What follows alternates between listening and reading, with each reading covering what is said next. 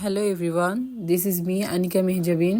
আজ আমরা গিয়েছিলাম একটি আর্ট এক্সিবিশনে, যেটি লা গ্যালারি ধানমন্ডি 3-এ অনুষ্ঠিত হয়। বেসিক্যালি এই এক্সিবিশনটার নাম হচ্ছে হাতকাটালি।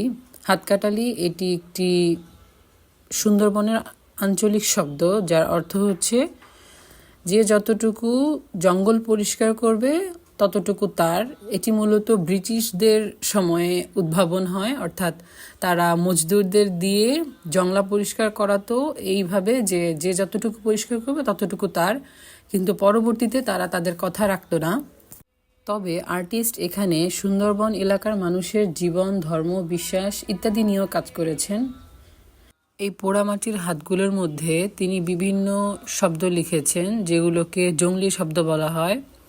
অর্থাৎ সুন্দরবন এলাকার মানুষদের মধ্যে হিন্দু, মুসলিম, খ্রিস্টান, বৌদ্ধ যে যেমন বিশ্বাস স্থাপন করেন এবং যে ধরনের মিথোলজিগুলো নিয়ে তারা কথা বলেন, কিংবা নকশা, আলপনা ইত্যাদি সব কিছু নিয়েই তিনি এই পোড়ামাটির উপরে কাজ করেছেন।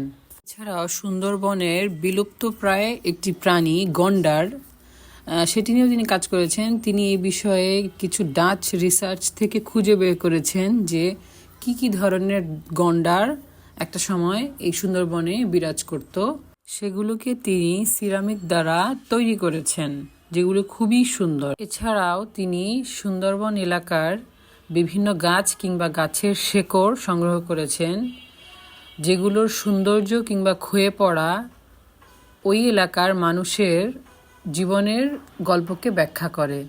আমরা পুরো এক্সিবিশনটাই ঘুরে ঘুরে দেখছিলাম এবং সৌভাগ্যবশত যিনি আর্টিস্ট স্বয়ং বিশ্বজিৎ রয়, তিনি ওখানে উপস্থিত ছিলেন।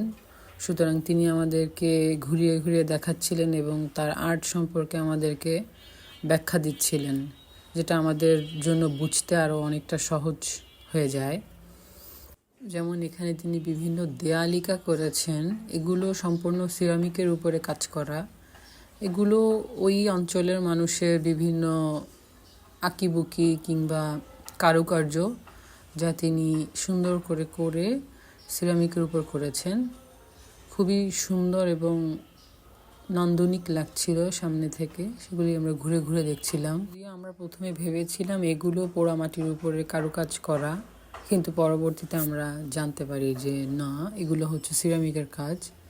সম্পূর্ণ এক্সিবিশন ঘোরার পরে প্রতিটা জিনিসের আলাদা আলাদা ব্যাখ্যা শোনার পরে আমি সম্পূর্ণ এক্সিবিশনটার একটা ক্লিপ নেওয়ার চেষ্টা করছিলাম, যেখানে ওই হাতের ছাপগুলোর একটা শেপ দেওয়া আছে, এবং সবশেষে আমরা তার সঙ্গে কিছু ছবি তুলে নিলাম। That's all for today.